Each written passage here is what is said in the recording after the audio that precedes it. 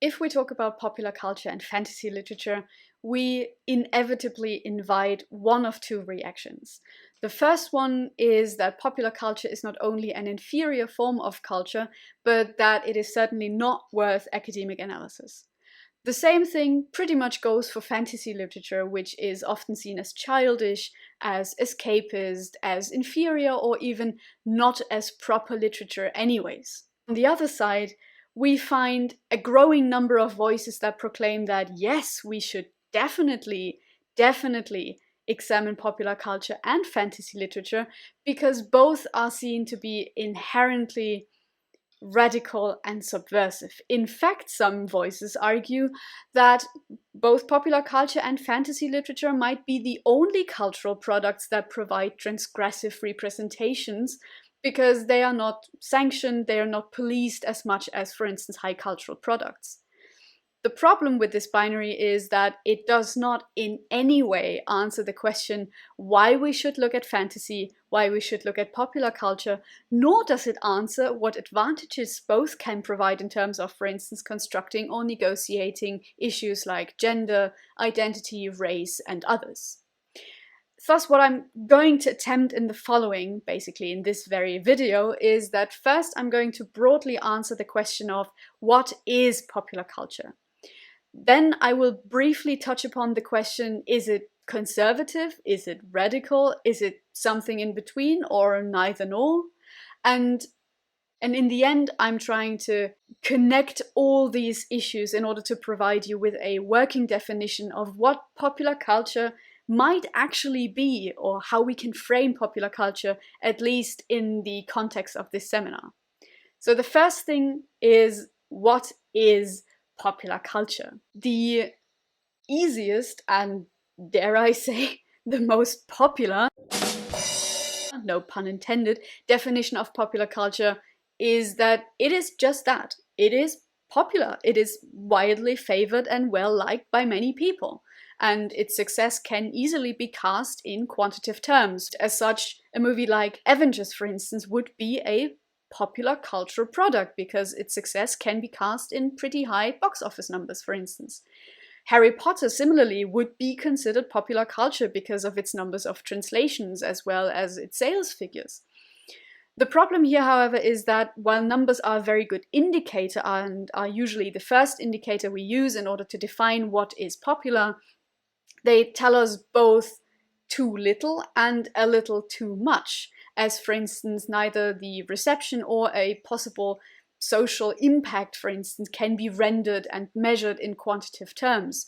That means also that while a movie franchise or book series like 50 Shades of Grey is very popular because of its high sales numbers, its reception and cultural social impact is very hard to express in quantitative measures because, well, I think most of you know that its reception has been rather mixed, and its possible social contact impact, has been regarded as downright problematic. Another way to define popular culture would be along the lines of popular culture being a culture for the people, by the people, some sort of folk culture that is not imposed from above, as many people think high culture is, but that is authentic, a culture from the people. But that obviously brings with it the question, who is the people? Who is excluded? Who's included? What is authentic? What is an authentic folk culture? Is there some sort of transnational folk culture, or are there national borders, and so on and so forth? Another problem with this definition is that the would-be cultural products aren't simply produced out of thin air with no commercial dimension to it whatsoever. But this is something, especially this commercial aspect of popular culture, isn't really regarded by framing popular culture as folk culture. If we're at the point where we talk about the commercialization of popular culture and the commercial and economic aspect, then we definitely need to talk about popular culture as so-called mass culture. And this is basically a mix of the two definitions before, because it incorporates both the commercial aspect of the first one as well as the people aspect of the second, although it completely disregards the idea that there is some sort of authentic folk culture whatsoever. One of the problems with this definition, and this is something I'm going to say before we delve into it, is that the connotations that are usually attached to popular culture as mass culture are more often than not negative. All right, so regarding popular culture as mass culture is something that gained traction in the 1920s, 1930s with the writings of the Frankfurt School, most notably with Adorno, Horkheimer, and Benjamin, for instance. In his seminal work on the culture industry, Adorno notes that under monopoly, all mass culture is identical, and the lines of its artificial framework begin to show through. The people at the top are no longer so interested in concealing monopoly. As its violence becomes more open, so its power grows. Movies and radio need no longer pretend to be art. The truth that they are just business is made into an ideology in order to justify the rubbish they deliberately produce. What's notable here is, of course, the word rubbish, and this is something that he sort of attaches to most of the sound films that were produced in the 1930s. Maybe as a side note, he doesn't include TV because it's far too early. However, his ideas and his criticisms that he levels at film can also be leveled at other forms of visual culture, and have been by Bourdieu and others also leveled at TV productions in a way in the preceding years. Adorno's main problems with popular cultural goods are basically twofold. On the one hand, he criticizes the technology that is involved producing those cultural goods, and on the other hand, he criticizes the so-called Bedeutungshoheit that producers, according to him, maintain a Bedeutungshoheit which influences the audience of such products. Some of you, most of you maybe, know the following arguments I'm going to provide, especially if you are keen on watching video essays that sort of deal with cultural critiques of films and series. Or if you watch honest trailers who are basically doing exactly the same thing. The first criticism that is leveled at films is that the film was only made in order to show off the technology that we have acquired in using or in making these films. That is a criticism that, if you have followed the recent Disney live action remakes, has been noted quite a number of times. Basically, they're reusing and reproducing a story just in order to show off what they can do with CGI. That's one argument. The second argument would be that the franchise was good up until the point when commercial success set in. From then on, it became much worse. And the third argument is that the films only hit the usual narrative points, basically, and they are therefore very predictable, with predictable being an equivalent for the films are bad. And these aren't new criticisms, because, I mean, I'm talking about them in a part about Adorno, so probably there's some sort of connection between the two. And in fact, Adorno makes very similar claims when he talks about film, in that he argues that cultural goods are only achievements of their respective technologies that drains the films of their inherent value. B, that films are only achievements of standardization and mass production. And that C, cultural goods lose their distinctive value as the number of consumers inclined and able to appropriate them grows, which means that popularization devalues. His second criticism that I've introduced, and it's just a second of numerous criticisms he levels at popular culture, is that everything is decided for the viewer. He notes that the sound film, far surpassing the theater of illusions, leaves no room for imagination or reflection on the part of the audience, who is unable to respond within the structure of the film, yet deviate from its precise detail without losing the thread of the story. Hence, the film forces its victims to equate it directly with reality.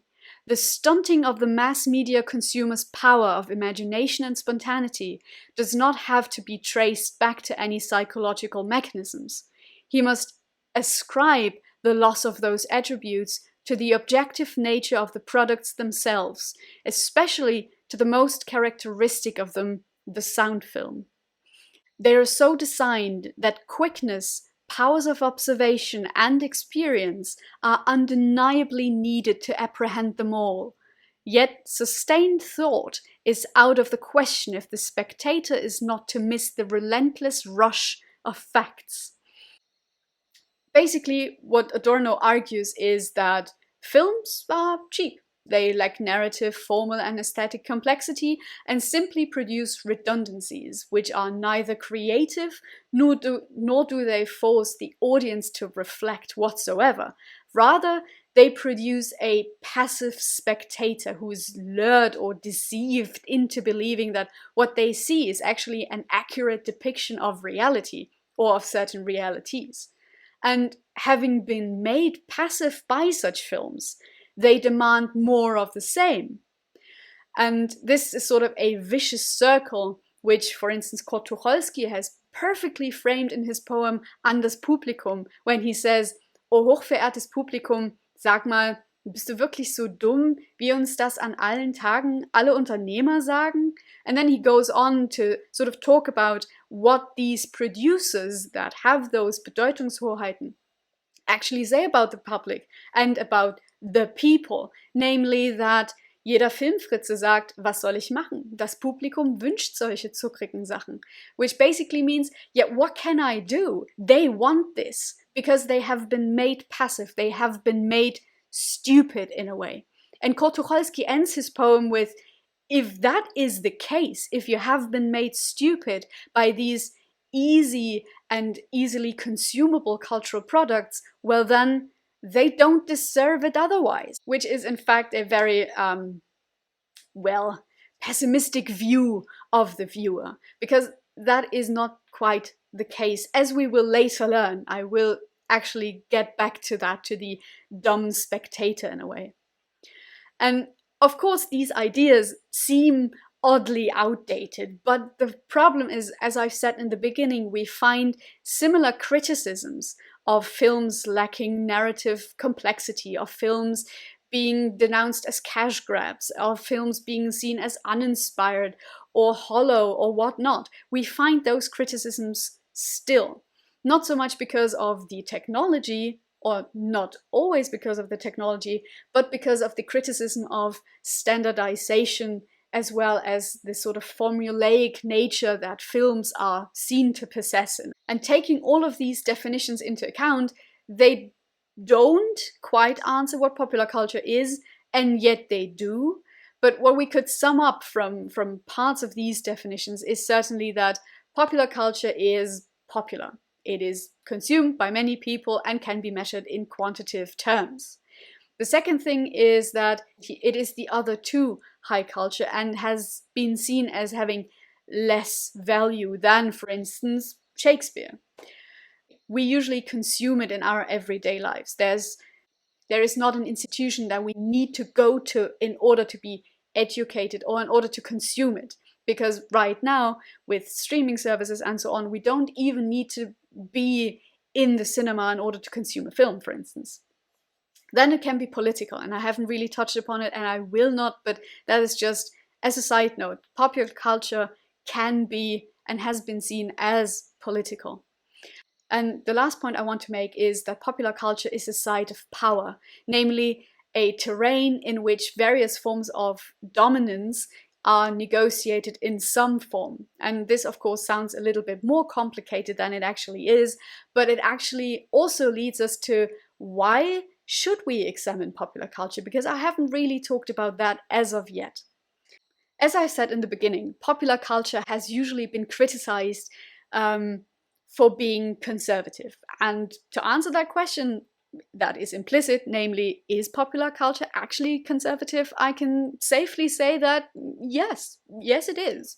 It is sometimes very conservative. There are films, for instance, that, as Adorno says, where the audience immediately knows what will happen. Films that are so standardized that we absolutely know which narrative points will be hit, who is going to be rewarded, who is going to be punished, or who is going to be forgotten. Yes, that exists, because films use narrative conventions, and some of these films use them to a larger extent than others. Secondly, yes, popular culture is often very standardized. Films and series and other cultural products use not only narrative conventions, but some sort of standardization. So for instance, and that's a more personal anecdote, a group of friends and I usually had this sort of running gag every time we went to the sneak preview, that we could, after a few minutes, basically tell what genre the film would be, just after seeing some of the credits and the opening shots. Because these films use formulas, aesthetic formulas, formal formulas, what? Because these films use formulas in many regards, from film music to opening shots to certain camera movements. You can usually safely say which genre a film might belong to.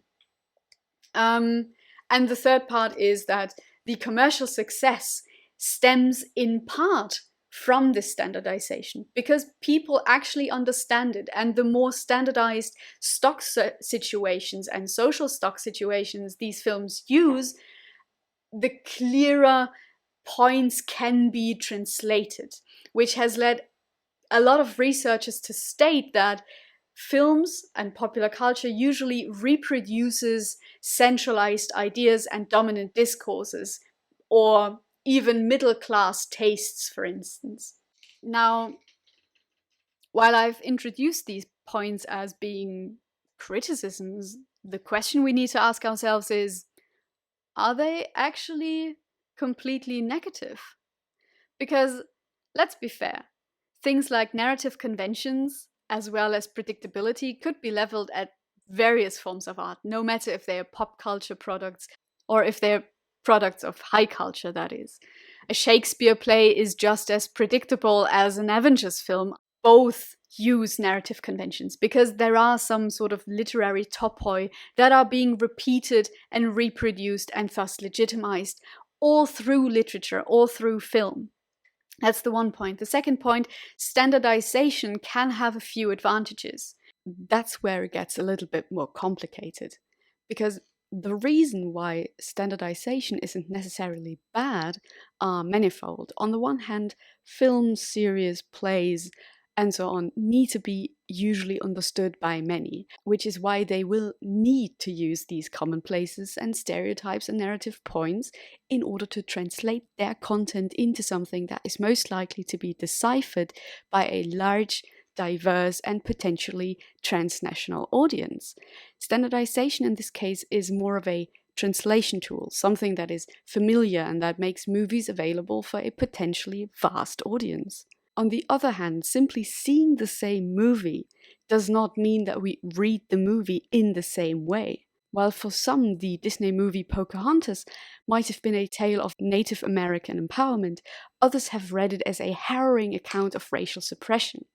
And just this example, while only exemplifying two readings, shows that our cultural, social, and personal backgrounds enable diverse readings of the very same text. Meaning, therefore, isn't stable, it's not fixed. Rather, the more we try and fix meaning, the more options for reading it differently there are. Just try and define the word building with the help of a dictionary, for instance. You'll be directed on and on and on. You'll be directed to structure, to house, to other words that make up what building means. Moreover, texts usually incorporate the very points that enable us to read them against the grain. Without including these points for deconstruction, we wouldn't be able to read Pocahontas in this case so differently in the first place. And then there's, of course, the persisting criticism of mass appeal, which stems in part from standardization, in part from familiarity, and in part from reading the zeitgeist correctly. Such mass appeal has two different advantages. On the one hand, it creates solidarity in a fan community, which may influence the continuation of a film franchise or a series. And mass appeal may also help to introduce transgressive and alternative representations, mostly in this case in series, for instance. While on the latter point, mass appeal usually means that stock social situations and dominant discourses are, well, dominant and more visible. Dominance never occurs without resistance, which usually exists right beside it. Thus, like blood returning to the heart, both dominant and subdominant discourses are broadcast and circulated by popular culture. Moreover, a mass appeal might also mean that audiences can demand different representations, for instance, by tuning in, tuning out, public outcries, or petitions. Now, does that mean that popular culture is indeed inherently radical? Yes, and no. As Stuart Hall argued, such a line of argument that popular culture is either inherently conservative or inherently radical is actually futile, because he says there is no guarantee that the popular is either or. In fact, it probably contains both elements, because the popular always wants to conserve and protect the life of those who are not in power. Rather, the popular is a terrain of struggle. A terrain where both dominant ideals and transgressive potentials clash and are being negotiated. Just take a look at the construction of masculinity throughout the years. Today there are films that portray both aggressive and stoic men and caring and thoughtful ones. Both conceptions, the hegemonic one and the subdominant one, are visible, leaving the audience to choose for themselves which or which not to take on as a role model. Generally, the roles provided by popular culture influence us, whether we want that or not. What we think and feel about society largely depends on what we have seen and read. This informal institution that popular culture constitutes, however, does not mean that we are passively molded by it. Rather, it's the opposite. We are very active in the production of meaning. Audiences take up and reject subject positions provided by popular culture. Popular culture is simply a key means by which differing issues are translated by standardization mechanisms and broadcast and circulated amongst a large audience due to its mass appeal. Thus, we may very well echo Bertolt Brecht, who noted that art or popular culture in any form is never without consequence, because as good or bad, a play always includes an image of the world. There is no play and no theatrical performance which does not in some way affect the dispositions and conceptions of the audience. Now, what is popular culture? And here I'm going to give you my working definition of what I understood popular culture to be. Popular culture is an open-ended, productive, interactive process of negotiation and production of meaning. A process that happens in everyday life and that is marked by resistance and incorporation, and which is able to reveal, transform, subvert, or legitimize power structures. 3 days later. Now, on to fantasy. Why are we focusing exactly on fantasy and not on, let's say, more serious or more realistic literature for young adults? The notion of rejecting and neglecting children's literature and young adult literature is in part due to the fact that young adult novels are aimed at those under 18, usually seen as children whose interests do not reflect adult themes and issues.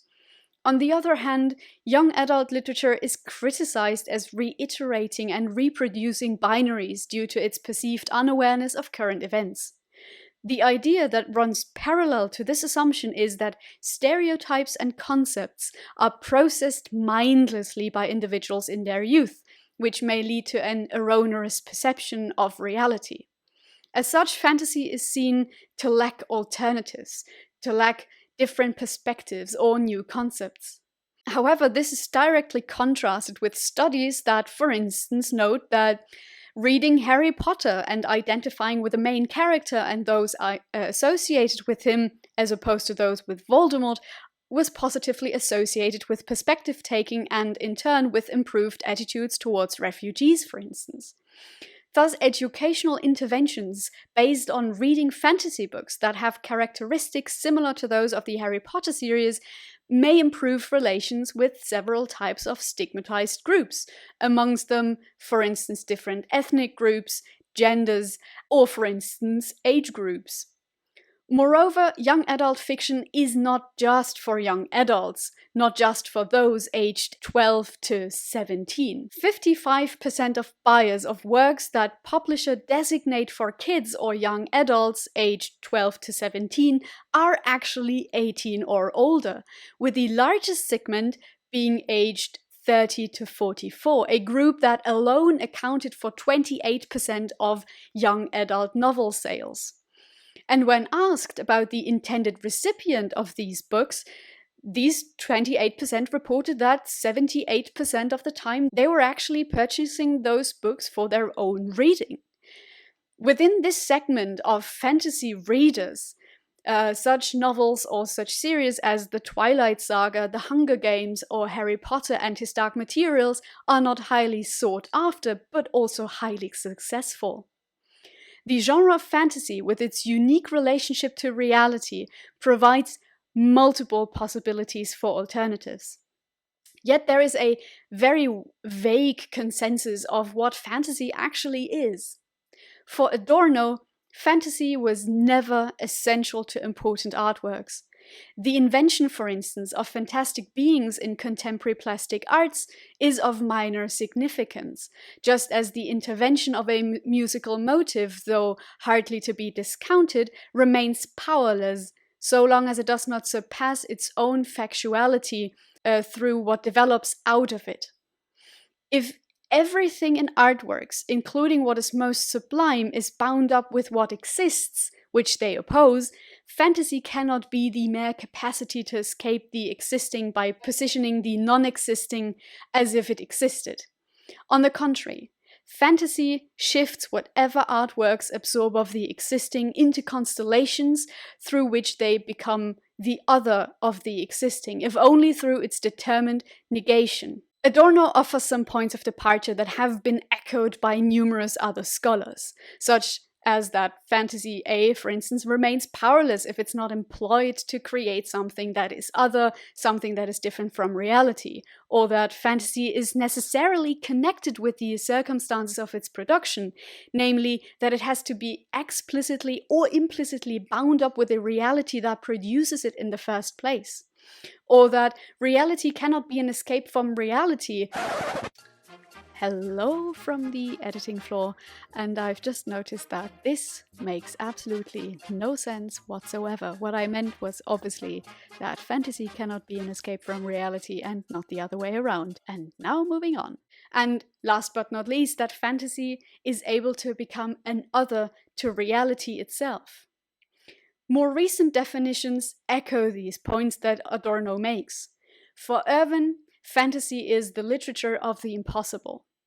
For Rapkin, fantasy is the polar opposite to reality. For Menlove, it is of another order of reality from that in which we exist and form our notions of possibility, as well as a fiction involving the supernatural or impossible. For Atterbury, the term is a little bit more self-referential. Fantasy seemingly violates what the author clearly believes to be natural law. Le Guin turns fantasy into a survival strategy, as fantasy is a different approach to reality and an alternative technique for apprehending and coping with existence. It is not anti-rational, but para-rational, not realistic, but surrealistic, super-realistic in fact, a heightening of reality. For Hunt and Lenz, fantasy is that intangible source of unconscious fears and desires which fuels our dreams, our phobias, and therefore our narrative fictions. But its presumed association with the formulaic inevitably attaches two negatives: escapism and pulp fiction.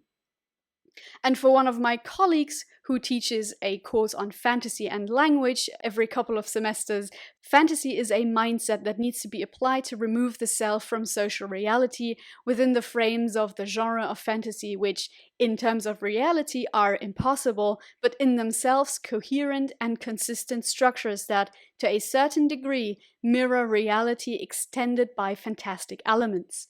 Within an imagined, that is, fantasy reality, the fantasy is true. This provides us with a few common denominators basically about fantasy. First, the assumption that fantasy is often seen as a negative. B, that is actually not negative but can be very positive. C, that it is positioned in contrast to, next to, absolutely separate of reality.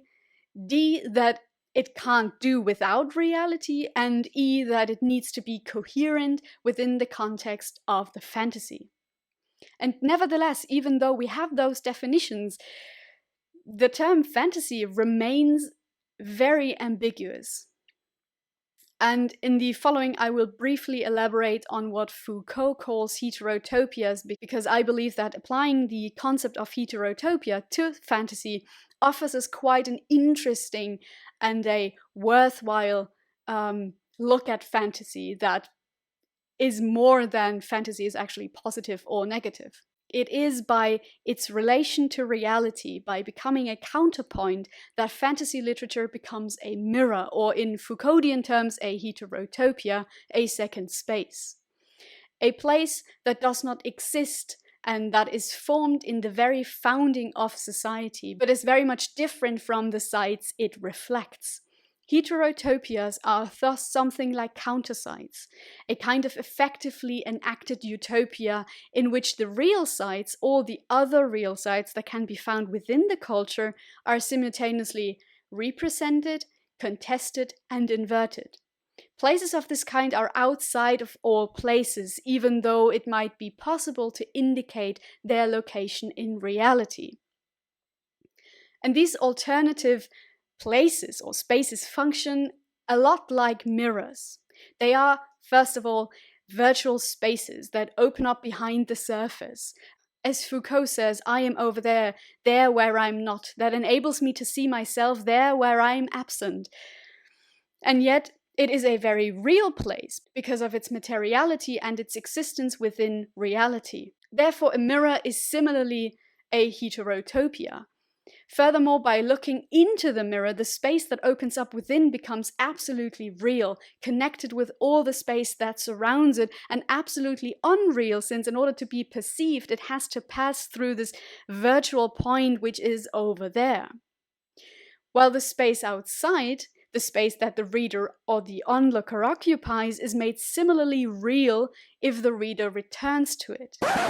Hello again from the editing floor. I've just noticed that this might be a bit confusing, which is why I'm going to explain it really briefly what I mean by this.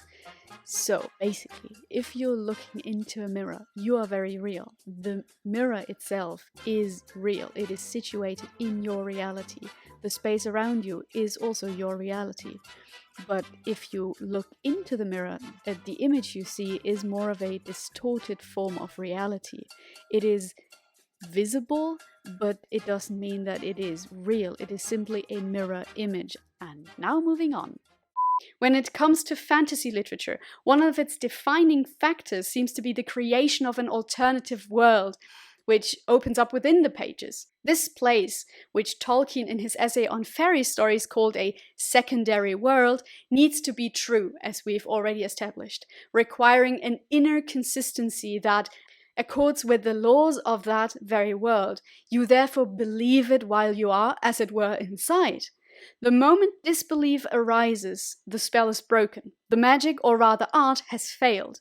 You are then put out into the primary world again, looking at the little abortive secondary world from the outside. This world, thus, within and outside of reality, a real space and object in terms of its materiality, and additionally made real by its connection with all the space that surrounds us, shows a reflection of reality that the reader knows.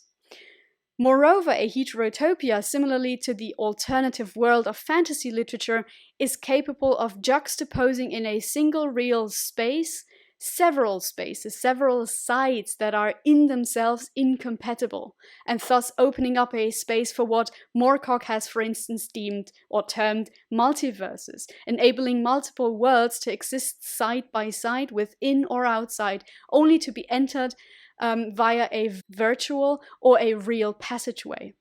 This passageway can, in reality, be the sheer act of opening a book or clicking open on your ebook reader. Within the literary product itself, however, another layer is added by this notion.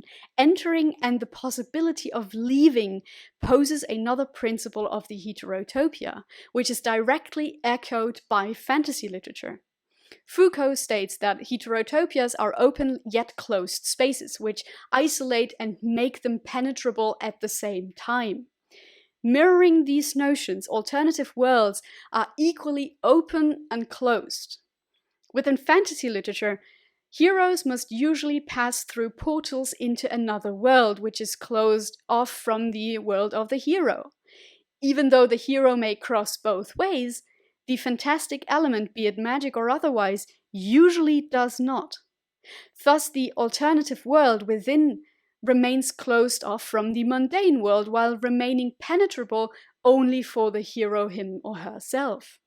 Fantasy literature is such an open and closed space, as it is, if we talk about the sheer physicality of fantasy literature, it is limited by its materiality as well as by its reader's level of education, understanding, and literacy. Yet fantasy literature is also an open space, able to be explored by everybody. Thus, heterotopias, like the alternative worlds within literature and the space provided by fantasy literature, are cultural spaces that no culture fails to construct and produce, which basically means that each and every culture has its own fantasies, its own myths that it creates for a certain purpose. And these sites might be different across history or across cultures, but they have one precise and determined function within society, namely in that they open up spaces for play, in which issues and alternatives may be juggled, negotiated, and constructed in the first place. Fantasies thus open up a new space, which cannot have nothing to do with reality. It must relate to our world, or it would be nothing but nonsense. Fantasy is able to become a retreat from, a commentary, or a satire on real life, potentially being able to renegotiate or deconstruct prevalent discourses by offering or exercising alternatives, because the relationship between the two worlds, that is the fantasy world and the real world, is actually bidirectional. On the one hand, we import into fiction beliefs that we have about the real world, and on the other hand, we export into our real world the principles suggested by fiction. Thus, fantasy literature, by abandoning the strictly mimetic influence, permits a playfulness which deconstructs the world of stable meanings, transforming the public space, offering possible states of affairs or alternative ways things might have been.